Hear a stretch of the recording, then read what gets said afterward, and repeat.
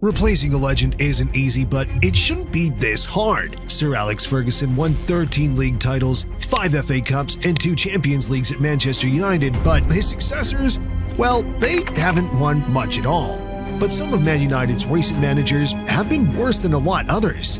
So, as a Manchester United fan, I'm here ranking every Manchester United manager since Fergie from the worst to the very best.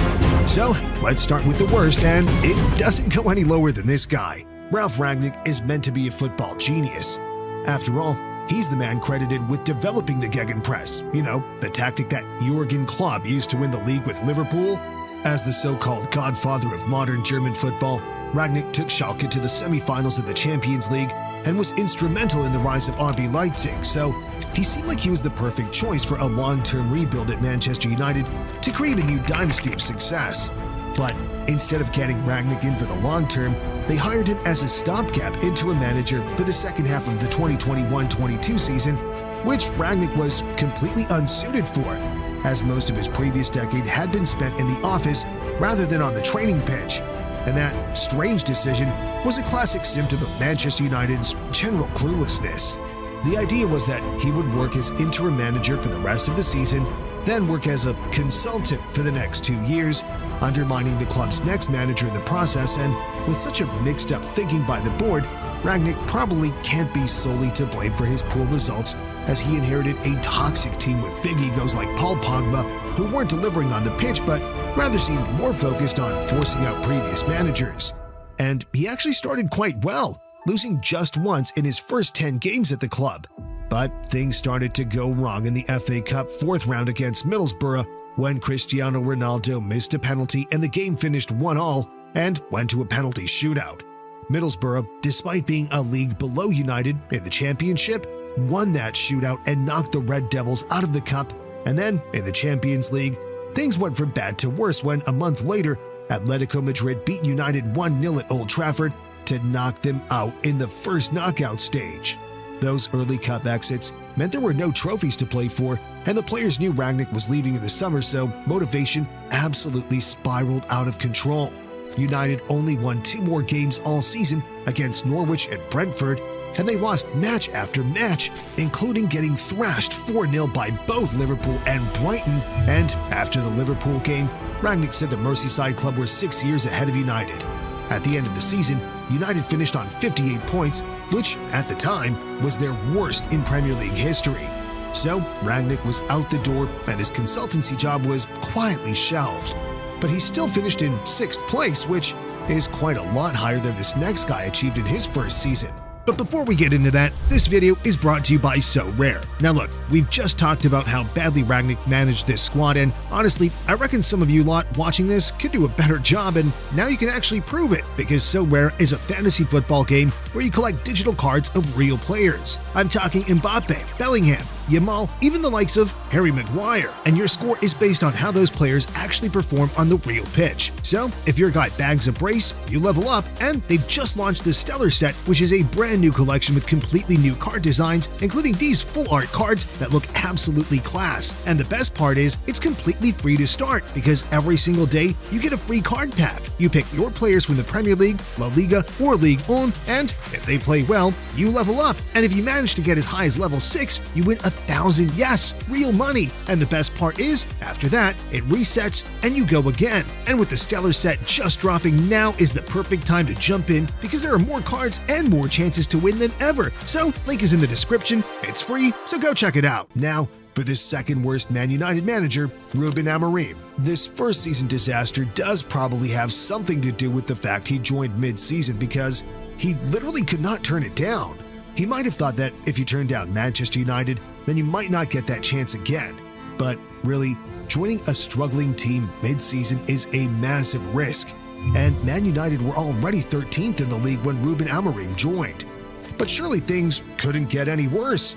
After a brief new manager bounce against Everton, Man United went on a torrid run of 6 defeats in 8 games, which is almost unheard of for the club, and also included a 3-0 loss at home to Bournemouth and a 2-0 loss at home to Newcastle that led Amorim to say that relegation was a possibility. Not long after that, Man United would lose again at home to Brighton, meaning that since the Everton win, The only home game United won was against bottom-place Southampton. Amorim had realized that he had bitten off more than he could chew, labeling his team the worst team in the history of Man United, and admitting that he was losing more games than the previous coach, and at this point some fans were already saying he should be sacked. His disparaging remarks about his players didn't have the impact he might have hoped, as from the start of 2025 to the final game of the season, the only Premier League games that United won were against Fulham and the 3 teams that got relegated. The Red Devils eventually finished 15th, which was United's worst finish since the 1970s, and they were dumped out of the FA Cup by Fulham. But Amorim had a massive chance to find some redemption as United had reached the final of the Europa League and faced Tottenham Hotspur, who somehow managed to do even worse than United in the league. And really, all Amorim should have needed to do was go in the dressing room and say, "Lads, it's Tottenham." But rather than do that, his Manchester United side stunk out in the final and lost 1-0. But luckily, Man United have an infinite money glitch, so Amorim went out and bought a whole new strike force in the summer, and that trio of Mateus Cunha, Bryan Mbeumo, and Benjamin Šeško, along with the lack of midweek European games, meant results improved in 25-26. But there were plenty more embarrassments, including an early Carabao Cup tie against Grimsby Town, when a series of comedy goalkeeper errors meant the team had to fight back from 2-0 down and eventually lost the match on penalties. The humiliation from the match just got worse and worse as Amorim's use of a tactics board saw him labeled the fraud with the board, and he became a social media meme. The jokes just kept on coming, not helped by a fan just before the start of his tenure refusing to cut his hair until Man United won 5 games in a row, as by this point, that guy's hair was looking ridiculous. So, when United won 3 in a row in October, the fans' Barnet took the spotlight as people thought he could finally visit his barber again. But then they drew the next 2 supposedly easy games, highlighting how poor United had been under Amorim. And they followed that up with a game against Everton, and even though Everton's Idrissa Gueye tried to help United by getting sent off for hitting his own teammate right near the start of the game, United still managed to lose 1-0. And in the end, draws against bottom-of-the-league Wolves and struggling Leeds United were the straws that broke the camel's back, and Amorim got the boot. But United's misery can be traced back to their decision on how to replace Sir Alex Ferguson back in 2013, as at that time, United were one of the biggest and most successful teams in world football and could attract the biggest names. But rather than understand the importance of hiring a properly elite manager like Mourinho or Carlo Ancelotti, the club believed they could hire an up-and-coming manager who had been recommended by Ferguson but who had never been in charge of a title-chasing club. That mentality mistake has cost United for the last 2 decades, so it's hard to blame David Moyes, who had just been offered a dream job after a relatively successful time at Everton. But at the same time, it was clear that Moyes was so far out of his depth, the club might as well have hired Ted Lasso. But Manchester United thought he was the right guy to build a dynasty under, and they gave him an insane 6-year contract. But despite winning the Community Shield in his first match, Moyes had a shocking start to the league, losing to Liverpool, Man City, and West Brom in his first 6 games, with the 4-1 defeat to City being United's worst defeat to their local rivals in almost a decade. So he decided he needed one of his old Everton players to help him out and signed Marouane Fellaini, who was one of the few signings of what Moyes would later call a terrible window. And while Moyes complained about not signing stars like Gareth Bale and Cesc Fabregas, he also ripped up everything good about United by insisting on bringing with him his own staff from Everton. Already, Moyes was starting to look a bit out of place, and more defeats in December meant the title was already looking beyond United. In January, Sunderland and Swansea knocked United out of the League Cup and FA Cup, and his fate was sealed with a 3-0 loss at home to Liverpool, as before the game he had said Liverpool were favourites, which was seen as a sign of his small club mentality. Fans soon even hired a plane to fly the message "Moyes out" over the stadium, and in the end, a 2-0 defeat to his former club Everton left the board with no choice but to give Moyes his P45, and the local Manchester newspaper got its analysis of the situation spot on when it said, "United got an Everton manager, Everton coaches, an Everton player, and achieved an Everton finish, 7th. After the failure of an underqualified David Moyes, United needed a serious manager, one with winning pedigree. So they appointed former World Soccer Manager of the Year Louis van Gaal, who had previously won the Champions League, the UEFA Cup, the UEFA Super Cup, the Bundesliga, La Liga, and finished third at the World Cup. This is the level of manager United should have hired when Fergie left, but Van Gaal was approaching the end of his managerial career and he inherited a mess of a squad, as Fergie's stars had grown old and Moyes didn't have the guts to replace them. So a massive revamp was needed, and out went Nemanja Vidic, Rio Ferdinand, Patrice Evra, and several others. In came Angel Di Maria, Radamel Falcao, Luke Shaw, and Ander Herrera. But Van Gaal had a slow start as he tried to turn around Moyes' leaky oil tanker of a team, only winning one of his first 5 league games, which included a 4-0 battering by the mighty MK Dons of the third tier of English football, before a strong mid-season run saw United climb as high as third with wins over Man City, Liverpool, and Arsenal, before eventually finishing 4th. And the next summer, he kept up with the rebuild, getting rid of Robin van Persie and Nani, as well as Di Maria, who Van Gaal couldn't seem to get the best out of. In their place, he brought in Anthony Martial and Memphis Depay, and this season they got out of the starting blocks a bit quicker, briefly climbing to the top of the league before a 3-0 loss to Arsenal and a bad run around Christmas put a dent in United's title chances. They eventually finished 5th, as well as crashing out of Europe to fierce rivals Liverpool, but perhaps due to an easier run than normal, they reached the FA Cup final after dispatching Sheffield United, Derby, Shrewsbury Town, West Ham, and Everton along the way. In the final against Crystal Palace, United conceded the first goal, causing Palace manager Alan Perdue to do a groovy dance on the sidelines. But Juan Mata leveled for United, and Jesse Lingard scored the winner in injury time to give United their first trophy of the post-Fergie era. And winning trophies is what it's all about, which is why this next manager is so high on the list, which I'm sure will lead to some controversy in the comments below, especially given the battering he got from Liverpool. But Erik ten Hag got more wins than all but one of Fergie's successors and got wins in games that mattered. He made trips to Wembley a regular occurrence once again, although at the start of his reign, United actually fell to the very bottom of the Premier League after a 4-0 loss to Brentford, with all the goals coming in the first 35 minutes. And that was one of 3 really calamitous losses in the Premier League in his first season, including a 6-3 battering by Manchester City, where many fans left early after Erling Haaland and Phil Foden both bagged hat-tricks, as well as a 7-0 shocker against Liverpool, which was United's joint worst defeat ever.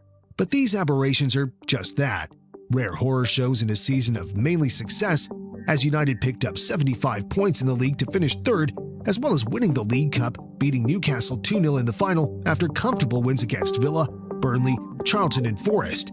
So, in his first season, he won a trophy, and in the FA Cup, he also reached the final, which they lost 2-1 to Manchester City.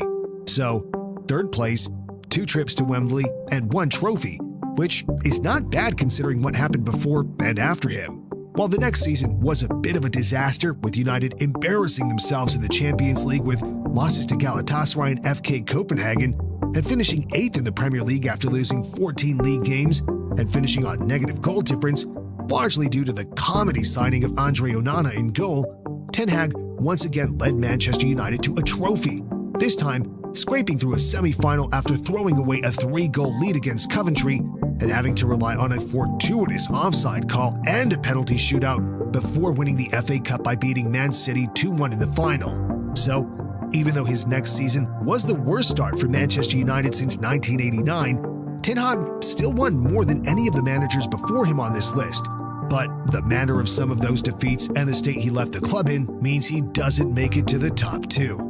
Football is meant to be enjoyable, and for United fans in the past few seasons, it has been anything but. So this next manager might not have as high a win percentage as Ten Hag, and his managerial trophy cabinet might look like it's on loan from Spurs, but he did make United fans smile again, and he brought joy and good vibes back to Manchester United. All we can say is, while he's at the wheel, let the fun times roll. Those good vibes hit straight away in Ole Gunnar Solskjaer's first match in charge, a 5-1 win against Cardiff City. As interim manager, Solskjaer didn't just get a new manager bounce, he got a new manager slingshot, winning his first 8 games before finally losing to PSG in his 11th game in charge. But even that just led to an incredible feat as United overturned a 2-goal deficit in the second leg, with Marcus Rashford scoring a penalty in the last minute of the game to take United through to the Champions League quarterfinals. And even though he lost the next 2 games, Solskjaer had done more than enough to earn a permanent contract. But almost as soon as he signed that deal, the wheels seemed to fall off, with United winning just 2 of their final 10 games of the season to finish in 6th, which is where they were when Solskjaer started. So all those good vibes and a new manager bounce didn't actually yield an improvement. But now he was on a permanent contract, and that was the start of the Ole cycle, where results would gradually get worse and there would be calls for him to get sacked, only for form to suddenly improve until his job was safe, and then it would deteriorate again. And early 2020 was a classic example of this, as United lost 2-0 at home to Burnley and the atmosphere at Old Trafford turned toxic, only for Solskjaer to engineer an 18-game unbeaten run before losing crucial semi-finals in the FA Cup and the Europa League. So for Manchester United's rivals, Solskjaer was the baby bear from the Goldilocks fairy tale. Too good to get sacked, too bad to win anything, no crashing out in the first cup match against MK Dons, but no glorious trophies either, just semi-finals and respectable league finishes.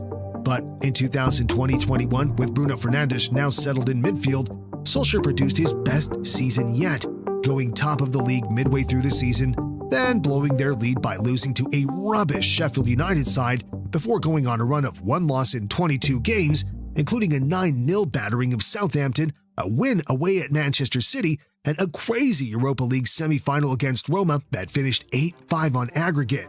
But in the end, they finished 12 points behind City, and though they came second, they only had 74 points, which is a relatively low total for the Premier League runner-up. And then, in the Europa League final against Villarreal, Solskjaer froze and didn't use his substitutes properly, and Man United lost on penalties. The next season, they started poorly, with Harry Maguire completely losing his confidence and United's defense conceding 4 against Leicester, followed by a 5-0 battering by Liverpool, with Paul Pogba coming on at halftime and getting sent off 15 minutes later in a performance that showed he wanted Solskjaer gone. Soon after, United crashed 4-1 to Watford, so Solskjaer was sacked. While he brought vibes, joy, and some solid unbeaten runs, he just couldn't deliver when it mattered. And for all his good vibes, there was nothing to show for it in the end.